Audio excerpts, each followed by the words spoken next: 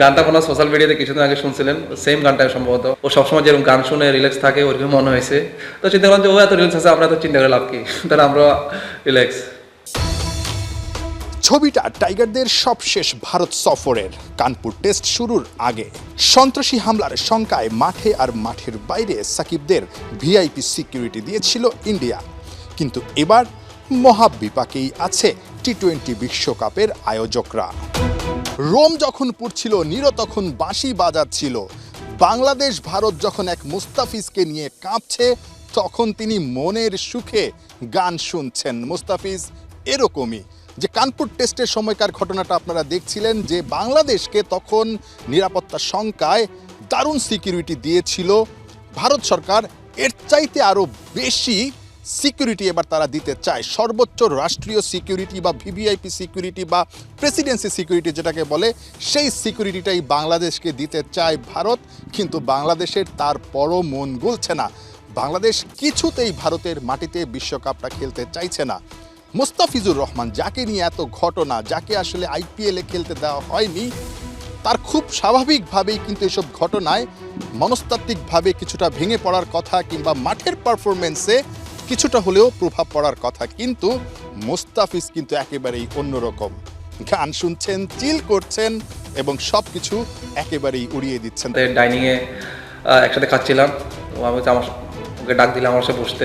আমরা যতটা চিন্তিত বা হতাশ, ওকে দেখে একদমই মনে হলো না। ও আরও মনে হচ্ছে রিল্যাক্স। ও সবসময় যেরকম গান শুনে রিল্যাক্স থাকে ওরকম মনে হয়েছে। তো চিন্তা করলাম যে ও এত রিল্যাক্স আছে, আমরা তো চিন্তা করে লাভ কি, তাহলে আমরা রিল্যাক্স। কি গান শুনছিল? গানটা কোনো সোশ্যাল মিডিয়াতে কিছুদিন আগে শুনছিলেন, সেম গানটাই সম্ভবত। না, কখনোই আলাপ করে না, সে উড়াই দেয়। এবং এগুলা নিয়ে উনি কখনো আলাপ করতে দেখিনি আসলে ওনাকে। সবকিছু ঠিকঠাক থাকলে বিপিএল এই মুহূর্তে বা এই সময়টায় চট্টগ্রামে থাকতে পারত। বিপিএল চট্টগ্রামে না গেলেও চট্টগ্রাম থেকে উড়ে এসেছেন কিউরেটর জাহিদ রেজা। তিনি কাজ করছেন টনি হাইমিংয়ের সঙ্গে। উইকেটটা কিভাবে আরও ভালো করা যায় সেটা নিয়েই চেষ্টায় আছেন। এতদিন ধরে যে দুইটা উইকেটে খেলা হয়েছে, আগামীকাল থেকে নতুন উইকেটে খেলা হবে। সামনেই বিশ্বকাপ, বিশ্বকাপের আগে ভালো উইকেটে খেলা বা বিশ্বকাপের প্রস্তুতি নেওয়াটা খুব বেশি জরুরি। দুইটা প্রশ্ন, একটা হচ্ছে বাংলাদেশ কি একটা ভেন্যুতে অর্থাৎ সিলেট ইন্টারন্যাশনাল ক্রিকেট স্টেডিয়ামে এই যে টানা খেলছে, তাতে করে বিশ্বকাপের যে প্রস্তুতিটা সেটা কি আসলে ঠিকঠাকভাবে হচ্ছে? আরেকটা আলোচনা, সেটা হচ্ছে বাংলাদেশ যেহেতু ভারতের মাটিতে বিশ্বকাপ খেলতে চায় না, নতুন করে শ্রীলঙ্কার মাটিতে যেহেতু বিশ্বকাপের ম্যাচগুলো খেলার একটা আলোচনা চলছে, তখন এই সিদ্ধান্তে মনস্তাত্ত্বিকভাবে কি বাংলাদেশ কিছুটা ভেঙে পড়বে বা পিছিয়ে পড়বে? যেহেতু আমরা বেশ কিছুদিন আগে শ্রীলঙ্কার মতো কন্ডিশনে আমরা টি-20 সিরিজ এবং পূর্ণাঙ্গ একটা সিরিজ খেলে এসেছি, তো আমাদের জন্য আরও অনেক বেশি অ্যাডজাস্ট করতে সুবিধা আশা করি। যে শ্রীলঙ্কা এবং ইন্ডিয়া উইকেটের মধ্যে খুব একটা ডিফারেন্স না, শুধু প্রেমাদাসা পরে। বাদবাকি শ্রীলঙ্কার যে ভেন্যু আছে ওইগুলো একদম ফ্ল্যাট ট্র্যাক। সো আমি মনে করছি না যে খুব একটা সমস্যা হবে প্ল্যানিং। অবশ্যই আমরা আসলে একটু স্পোর্টিং উইকেট চাই, যেহেতু যে কোনো ICC event batting friendly wicket হয়। তো আমরাও চাই চ্যালেঞ্জটা নিতে, 200 বা 210 এরকম চেস করা মহামার সাথে যাতে আমাদের ব্যাটসম্যানরাও থাকে, আমরা যেন 170-80ও ডিপেন্ড করতে পারি, এরকম অপরচুনিটি থাকে। না, সোফার যদি দেখেন উইকেটস খুব ভালো, সিলেটের উইকেটস খুব ভালো হচ্ছে, রান হচ্ছে।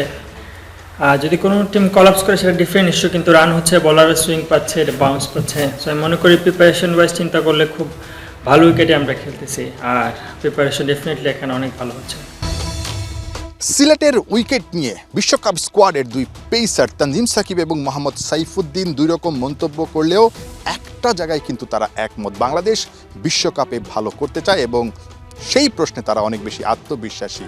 বাংলাদেশের বিশ্বকাপের ভেন্যুটা শেষ মুহূর্তে পরিবর্তিত হয়ে যাচ্ছে, তাতেও তাদের কোনো সমস্যা নেই, আত্মবিশ্বাসেও কোনো তীর ধরছে না।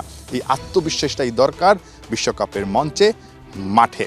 তাতে করে বাংলাদেশ ভারতকে কঠিন জবাবটাই দিতে পারবে পারফরমেন্স দিয়ে। Nahiyan Bin Jasim, 71, Sylhet international cricket stadium, Sylhet.